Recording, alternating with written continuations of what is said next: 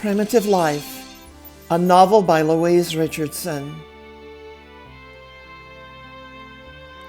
Chapter 8, Flight, Part 2. In a tropical island paradise, Harvey Llewellyn sat in a sparsely furnished room in an austere office building that could have been anywhere but in a tropic island paradise. The Nassau police had been questioning him for hours. He was alone for a few minutes, during which time the investigating officers were, no doubt, regrouping for the third time that night. Or was it morning already? Harvey Llewellyn. It was an accident, I tell them.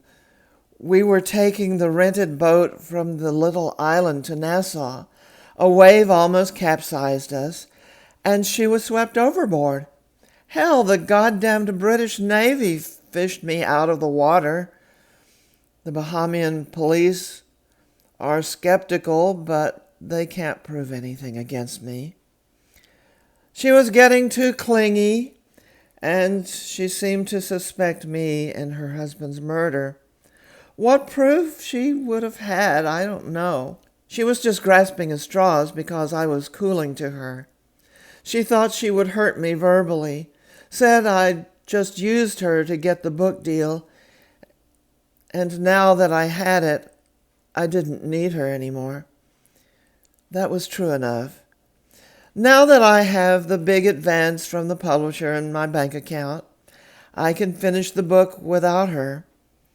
She could have kept me for a while, though, if she'd played her cards right, but I couldn't have her raising questions, proof or no proof. When I offered to take her to Nassau for a romantic night on the town, she went for it. Told her it would bring us closer together. She bought it. It wasn't easy for me to throw her off the boat. When I whacked Nordstrom on the head, it was a spur-of-the-moment thing. This time it was planned, and we had had sex, which made it harder to let her go. I was even getting fond of her, stupid bitch. She had to make unsubstantiated accusations out of anger. What was she thinking? Well, I tossed her over in the choppy seas, knocked her out with an oar, and that was that. It was a stroke of luck spotting the Royal Navy frigate. I shot off a flare, grabbed a life jacket, and ditched the boat. It was a calculated risk, but it really covered my ass. The Bahamians have got nothing on me, and the case back home is focused on that old black lady. I'll just answer a few questions and they'll have to let me go. I'll complete the book, tour with it a few weeks, start the next one, tour that one, and all the time build a nest egg. The publishers are already talking about a 3-book deal. I can do that. Otto Schmidt dropped his uniform trousers and stepped out of them. Hanging them over a bedroom chair, he plunged into his waterbed, white briefs, socks, and all. The bed was an old relic from his dad, a 70s bit of furniture he loved in the spring and summer because it was cooler than a conventional bed.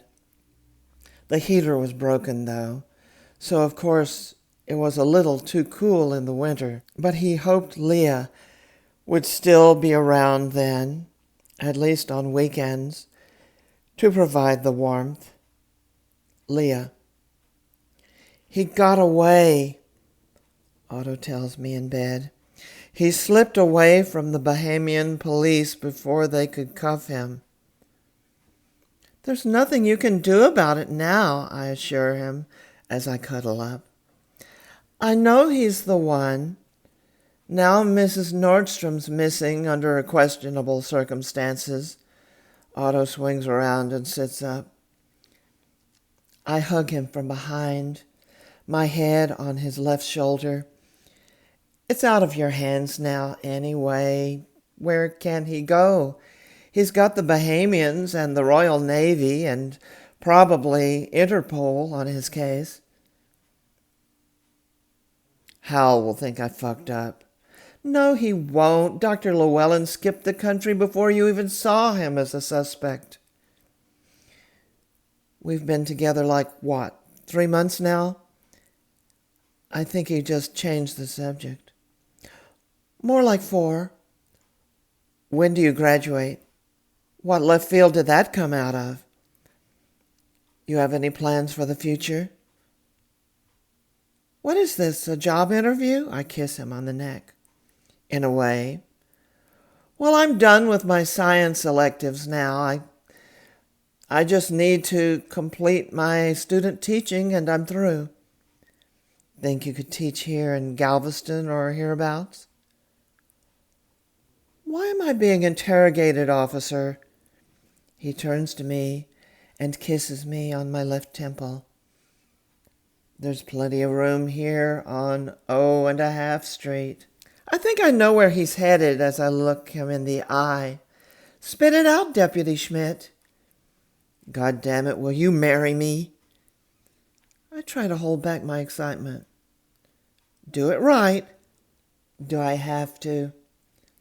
I point to the floor of his bedroom and he rolls off the waterbed, sending swells of plastic fabric across it for me to ride.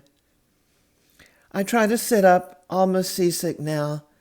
Settling on one knee, he takes my hand. Leah, will you do me the honor of being my wife? Why so formal? I joke. Damn, he rushes me and covers with a huge bear hug, or maybe a football tackle, which makes surfing waves on the surface of the bed. Yes, I'll marry you, I shout at a muffled shout beneath the bedclothes and the naked lifeguard guy, the water contents of the bed gurgling in my ears. We roll around, becoming a ball of flesh, and sheets and bedspread sailing the high seas. He fairly howls, and I smile and growl a little in pleasure. The text crawl at the bottom of the television screen gave the scoop away as the anchorwoman solemnly reported the breaking news. This just in. Texas authorities confirmed today that the remains of a woman found washed ashore on a small island in the Bahamas are in fact those of Mrs. Faye Nordstrom, 38, of Habsburg, Texas. She was the widow of Dr. Roy Nordstrom, who was murdered in 2001 on a beach near Galveston.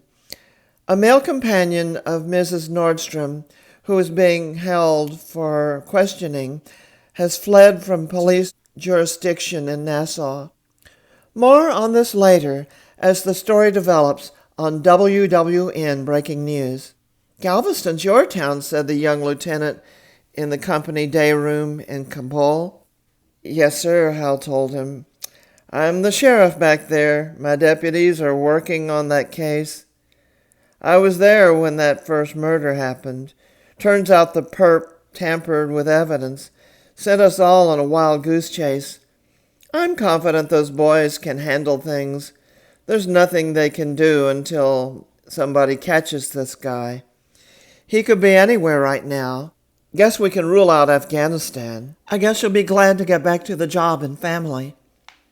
Yes, sir. Pursuit here's going nowhere. At least we kicked out the Taliban. I don't think they'll be a factor anymore. You have a family, sir? Just married a couple of months prior to deployment. Ashley's pregnant. I hope to get back in time. She says it's twins, a girl and a boy. Do you have kids, Sergeant? Yeah, a boy. He's all grown up. Hal thought a minute before he went on. He had a tough break, he continued. Got caught in 9/11 in the Trade Center. Lost a leg. But they say he saved some folks. You must be proud. Yes, sir, I must be. I mean, of course. His mother says he's getting along fine on his new leg. He's trying to get work in Houston. Has to start all over again, you know. But he's hanging in there. The lieutenant was upbeat. That's all he can do, he says. We're lucky we have things in control here without a lot of casualties. We should rout Al-Qaeda like we did the Taliban, pick off Osama, and be back in the States before you know it. Yes, sir, Hal agreed. End of Chapter 8. Primitive Life, a novel by Louise Richardson.